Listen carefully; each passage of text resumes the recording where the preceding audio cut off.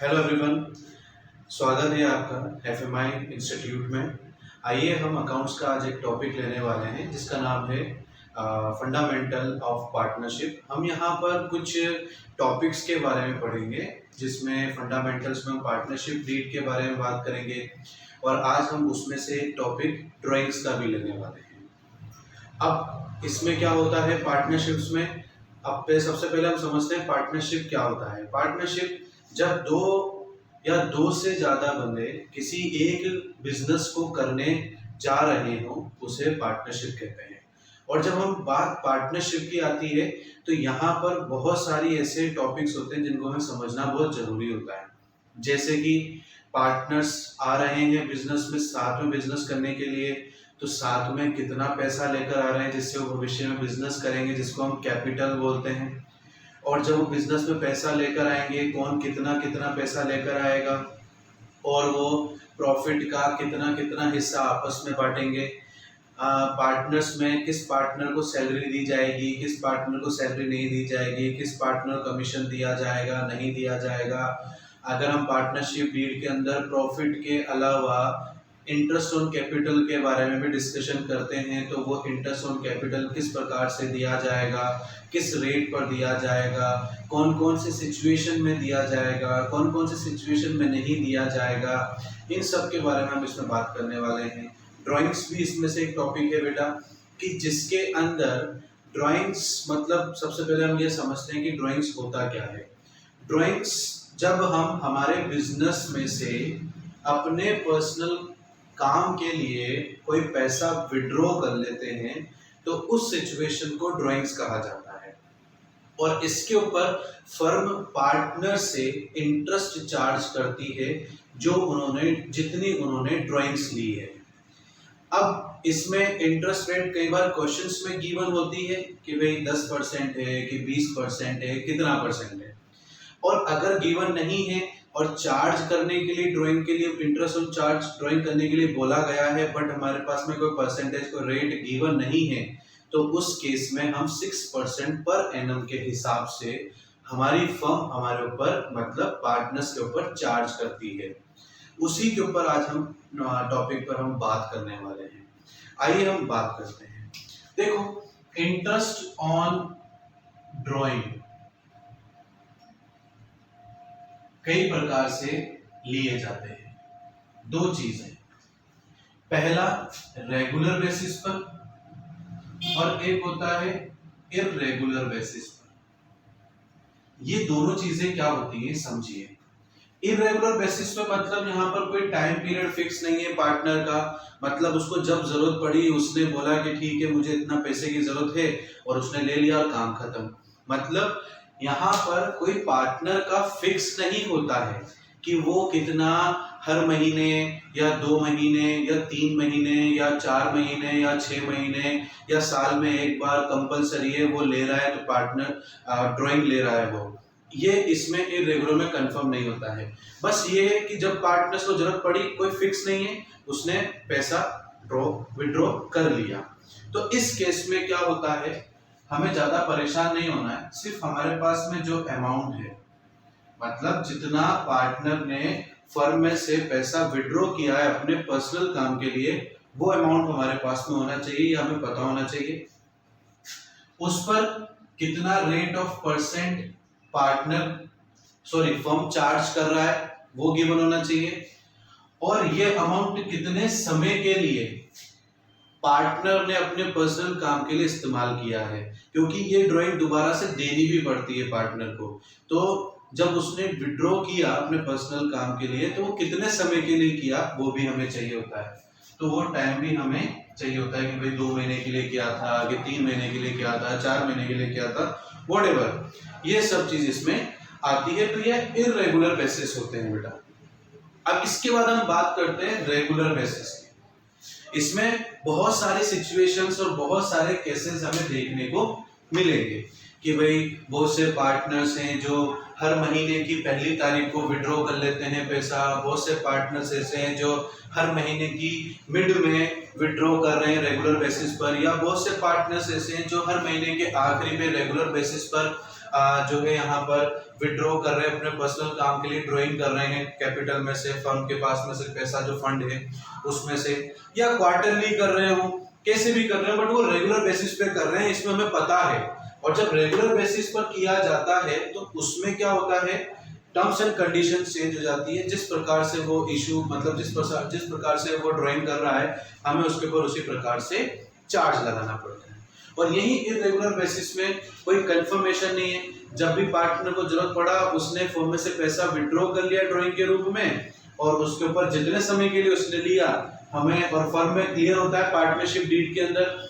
Partnership deed मतलब क्या होता है, it just like a agreement among the partners, between the partners and among the partners, depend करता है, दो या दो से ज्यादा है क्या।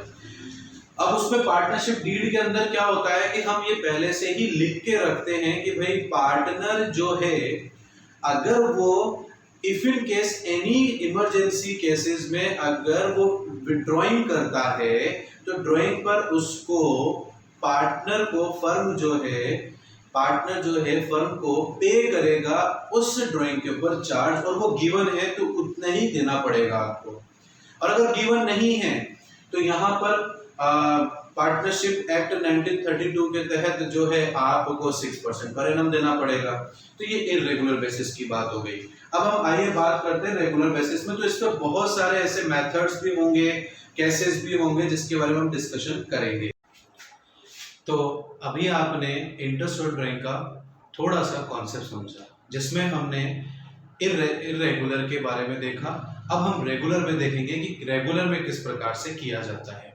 तो आइए देखिए, रेगुलर बेसिस में कई बार इंटरेस्ट ऑन ड्राइंग्स देखने को मिला है कि या तो partners beginning of the every month निकालता है,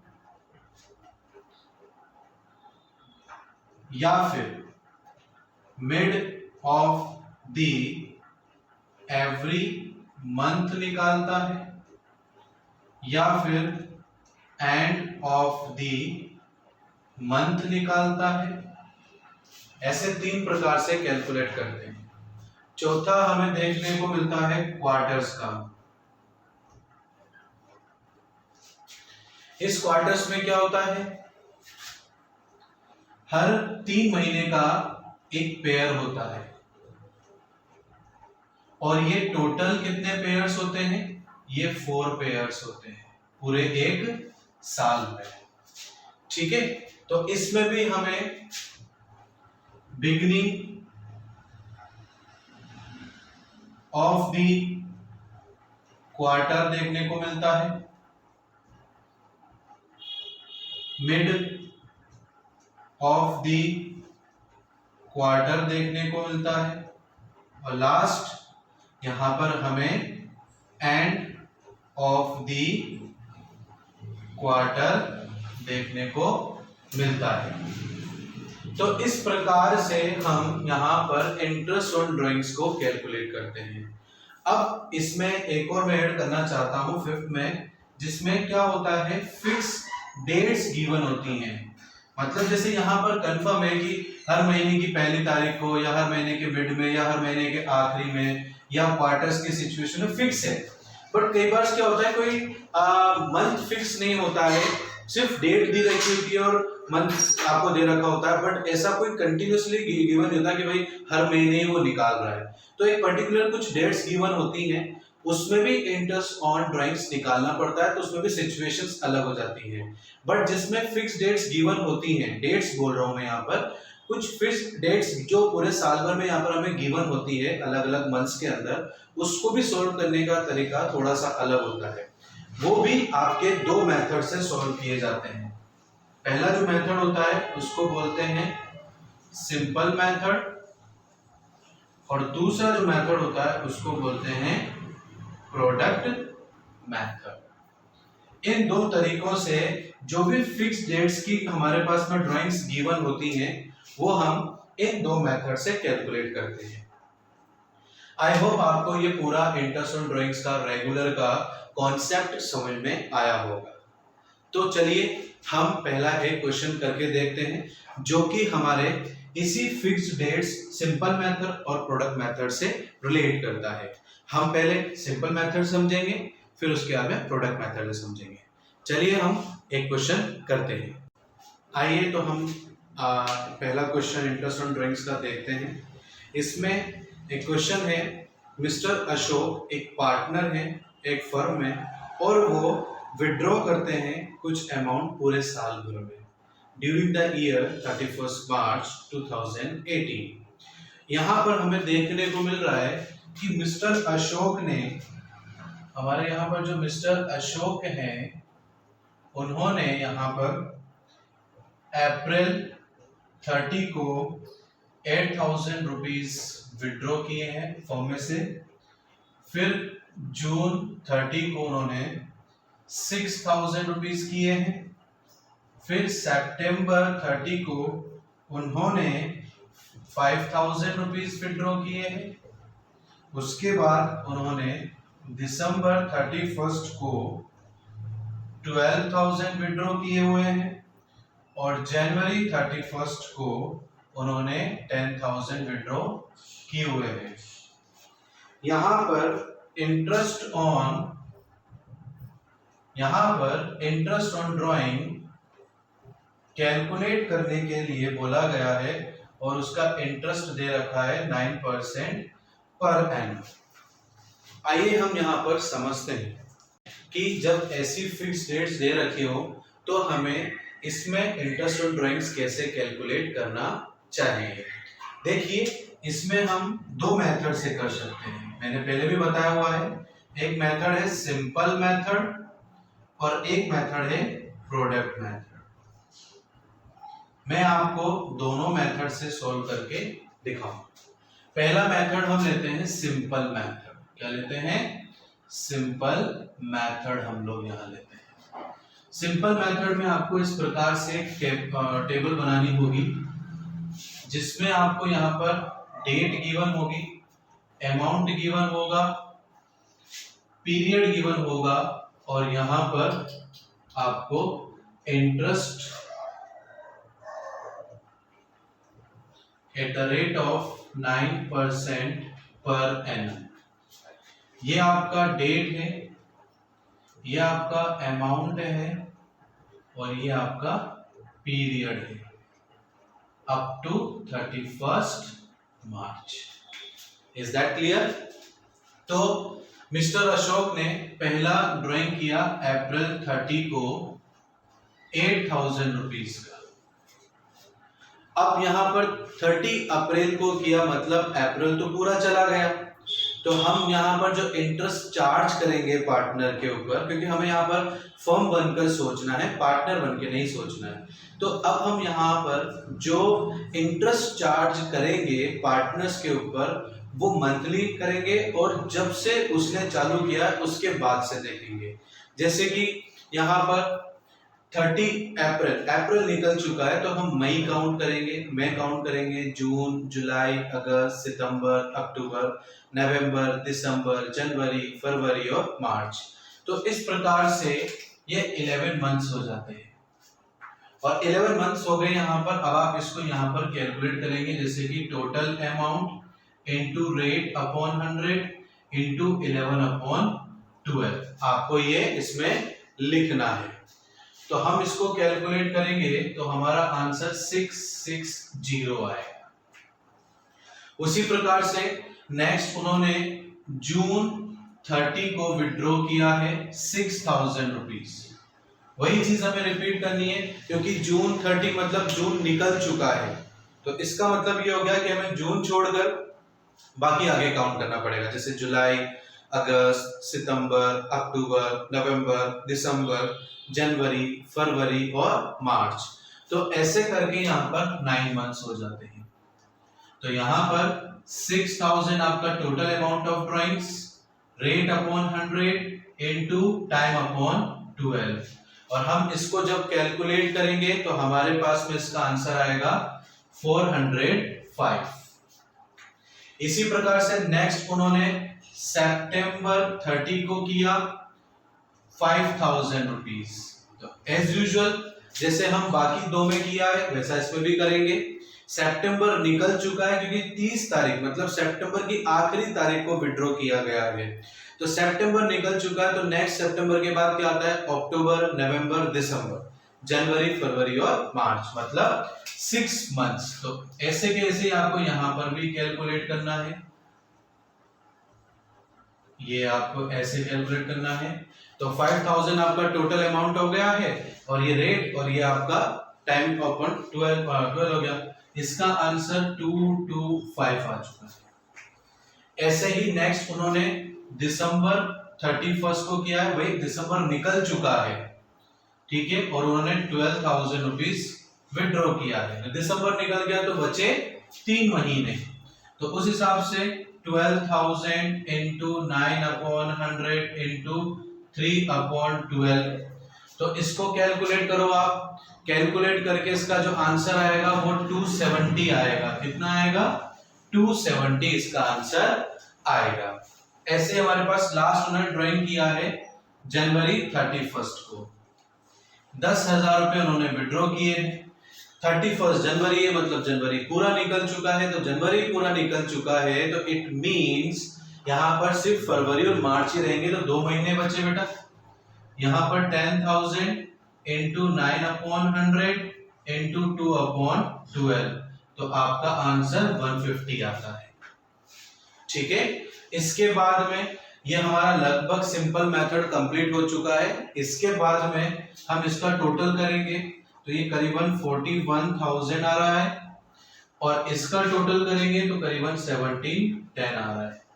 ये हमारा सिंपल मेथड कंप्लीट हो गया है।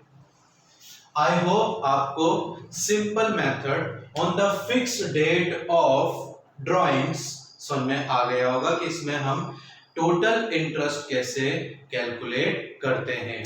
तो यहां पर मिस्टर अशोक के ऊपर पूरे साल का इंटरेस्ट ऑन ड्राइंग चार्ज किया जाएगा 1710। तो आइए उसी तरीके से हम प्रोडक्ट मेथड भी देखते हैं। तो यहाँ पर प्रोडक्ट मेथड में हल्का सा चेंजेस है, फॉर्मेट वही है, बस यहाँ पर इंटरेस्ट @9% की जगह प्रोडक्ट आ चुका है, और यहाँ पर कैलकुलेशन करने में भी थोड़ा सा ही डिफरेंस है, ज्यादा डिफरेंस नहीं है। वो कैसे, यहाँ पर हमने डेट लिख दिया, अमाउंट लिख दिया, मंथ्स लिख दिया।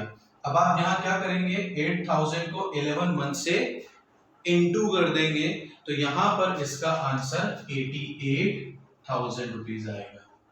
उसी तरीके से 6,000 को 9 मंथ से आप इनटू कर देंगे, तो 6 9 जा 54,000 रुपीज।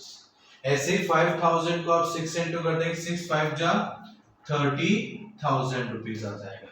ऐसे ही आप 12,000 को 3 से इंटू कर देंगे, तो यहाँ पर 36,000 रुपीज आ जाएगा।